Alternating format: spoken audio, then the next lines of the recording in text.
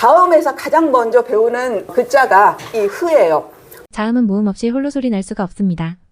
초성 자음을 말할 때는 모음 을을 붙여 그느드르와 같이 말하겠습니다. 으는 목구멍에서 바로 나오는 소리여서 요 목구멍 모양을 해서 우리가 보통 으라고 한다고 했잖아요. 흐는 여기에 뭔가 더 들어가 있죠. 획이. 한글에서 획이 더 있다는 것은 공기를 더 많이 내보내라는 의미입니다. 공기를 더 많이 내보내서 흐 발음을 하는 거죠. 이, 히 발음하는 방법은 똑같은데 공기만 더 많이 나와요. 이거를 무성 모음이라고 말하는 사람도 있어요. 이게 모음과 모음 사이에 들어가면 흐 음가가 없어집니다. 흐에다가 단모음을 합하면 웃음소리가 돼요. 웃음이 숨과 함께 터져 나오는 소리잖아요. 좀 쉬어가는 코너가 되죠. 자음 학습은 모음과 발음 방법이 비슷한 흐부터 시작합니다. 그 다음에는 발음하기 쉽고 글자 모양도 기억하기 쉬운 무부를 배웁니다.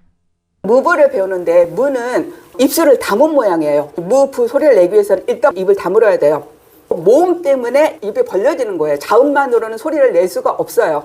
이게 자음 중에서 가장 발음하기 쉬운 자음이죠. 대부분의 언어에서 엄마, 아빠, 마마, 파파 얘네들은 입만 떼면 되는 그 음가를 가진 단어들이 대부분입니다. 무, 부를 먼저 배우고요. 무에 여기 획이 더 들어가 있죠. 부가 무보다 소리가 더 강하다는 거예요. 무는 비음이에요. 코로도 공기가 나가요. 부는 입으로만 공기가 나가니까는 더 세죠. 느드는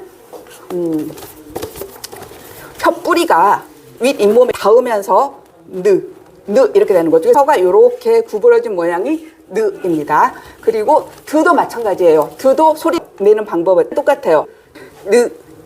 드는 비음이 아닌 것이죠. 느보다 조금 더 소리가 강합니다. 좀 재밌는 게 여기 보면 느는 어때요? 위가 이렇게 열려 있죠. 그러다 보니까 나가다, 날다 이렇게 좀 움직일 수가 있어요. 드는 위가 이렇게 막혀 있죠. 덥다, 가두다 이럴 때 이 드가 쓰이고 있는 거죠. 자음의 의미와 글자 모양이 좀 연결이 된다는 것을 알 수 있습니다. 느를 이렇게 늘려보면 물결이 흐르는 모양이죠. 유음이라고 하는데 유음을 보통 부드러운 유자로 착각을 많이 하시거든요. 흐를 유자예요. 르 발음을 할 때 혀 양옆으로 공기가 많이 흘러나와요. 그래서 흐를 유자를 써서 유음이라고 합니다. 글자 모양도 흐르는 모양 같고요. 여기에 들어가는 소리들도 보면은 흐름, 움직임과 관련이 깊습니다. 그리고 자음 중에서 가장 약한 소리예요. 가장 부드러운 소리이기도 해요. 그래서 자꾸 리을 탈락이 일어납니다. 그 반면에 그 발음할 때 이게 목구멍이죠. 그리고 이게 혀뿌리예요. 혀뿌리가 목구멍을 꽉 막아야 돼요. 모음 때문에 이렇게 떨어지는 거예요. 거울을 보시면서 아 발음하고 가 발음할 때 보면은 가 발음할 때 혀가 올라와서 목구멍을 꼭 막는 것을 볼 수가 있습니다. 꽉 막는 이 모양이 의미하고도 연결이 됩니다. 한자에도 보면은 스 이렇게 이 모양을 쓰더라고요. 혀가 어디 닿지 않아요. 스는 즈는 닿는데 이게 입천장이고 이게 혀예요. 마치 요 모양을 글자에다가 반영한 것 같죠. 스 발음할 때는 혀가 입천장에 닿지 않지만 즈 발음할 때는 입천장이 이렇게 닿아야 돼요. 외국인들 가르치는 한 30분이면 여기까지 달려옵니다. 30분 지나면은 똑똑한 친구들은 요 정도의 음절 글자는 다 읽는 거죠. 아까 흐 말할 때 획이 많아진다는 것은 소리가 거세진다라는 거라고 했죠. 우리가 강조할 때 외쿡인, 미쿡에 같다 이런 식으로 말을 하잖아요. 이렇게 거센 소리를 내면 의미를 더 강조하게 되죠. 크크, 드트, 부프, 즈츠 획이 많아졌죠. 획이 많아진 건 소리를 낼 때 공기를 더 많이 내보내라 라는 의미입니다. 재밌는 게 이 부에서 획이 많아지면 이렇게 가야 되겠죠.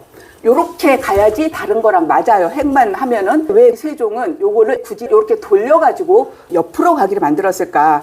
이건 어디까지나 제 뇌피셜인데요. 펴다, 피어나다, 퍼지다 피가 들어가는 글자들이 뭔가 옆으로 퍼져나가는 모양과 관련이 있거든요. 그래서 굳이 돌리지 않았을까라는 것은 어디까지나 제 뇌피셜입니다. 어떤 서양학자는 이거 자진문자 아니잖아 이렇게 주장하는 사람도 있는데 이렇게 했다가 이렇게 돌렸을 것 같아. 저 모양이 이 의미를 조금 더 잘 나타내니까 그러지 않았을까라는 생각을 합니다. 된소리, 경음은 두 개를 합쳐서 나타내죠. 세종 당대에 이 된소리를 이렇게 나타냈다라는 것은 증거가 없습니다. 요거를 확정한 사람들은 구한말 시대 국어학자들이에요. 그때 국어 맞춤법 정리를 할 때 된소리는 이렇게 두 개 같이 쓴다라는 식으로 정리를 했어요. 저는 이게 정말 신의 한 수라고 보거든요. 이렇게 정리를 함으로 인해서 한글의 자질 문자적인 특성이 시각적으로 확 드러나게 된 거죠. 또 재밌는 게 된소리화가 국어 전문가들도 많이 틀리는 맞춤법이거든요. 어쩔 때 된소리를 써야 될지. 이렇게 두 개 합쳐지면 된소리가 되죠. 그드부스즈는 둘이 만나면 무조건 된소리가 됩니다. 그드부스즈에서 시옷하고 지읒은 받침이 되면 읍 소리가 나죠. 받침 읍 하고 뒤에 그드부스즈가 나오면 얘 둘이 만나면 무조건 된소리예요. 이때는 된소리를 쓰지 않습니다. 늑대 학교 먹자 전부 뒤에 된소리 나죠. 근데 쓰지 않고요. 싹둑도 소리는 싹둑 그러지만 이거 쓰지 않아요. 왜냐하면 기역 받침 뒤에서 그드부스즈는 무조건 된소리가 나기 때문에 쓰지 않아요. 근데 뚝뚝뚝딱 쓱싹 된소리를 써주죠. 두 소리가 같거나 비슷할 때는 이렇게 쓰는 거예요. 예외가 있다 보니까 조금 헷갈리기는 하는데 어쨌든 이렇게 두 개가 만나면 무조건 된소리가 된다라는 것을 알면은 된소리 되기를 쉽게 이해할 수가 있겠죠. 자질문자가 글자 모양에 소리의 특성이 담겨 있다는 거예요. 크 이런 식으로. 문자의 발전 단계를 보면은 뜻글자에서 소리 글자, 음절 글자, 알파벳으로 가는데 알파벳은 자음과 모음이 있는 글자잖아요. 알파벳보다 더 한 단계 발전한 것을 자질 문자라고 하는데 그 특성을 가장 잘 보여주는 문자가 한글인 거죠. 이거는 인정하는 사람도 있고 인정하지 않는 사람도 있어요. 19개의 자음자가 있는데요. 소리로만 따지면 그러니까 한글의 자음자는 19자지만 자음은 18개예요. 사람들은 문자하고 소리를 막 착각하는 거예요. 소리는 18개이고 얘는 음가가 없으니까 문자로서 역할만 하는 거죠. 입술에서 나는 소리 무브푸프, 윗 잇몸과 혀끝에서 나는 소리 느드특드 르, 혀를 닿으면서 나는 소리 츠츠츠, 영국에서 나는 소리 극극 받침 이따 말씀드릴게요.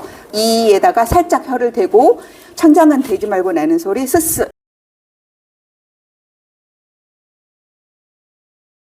18개의 초성 자음이 있습니다.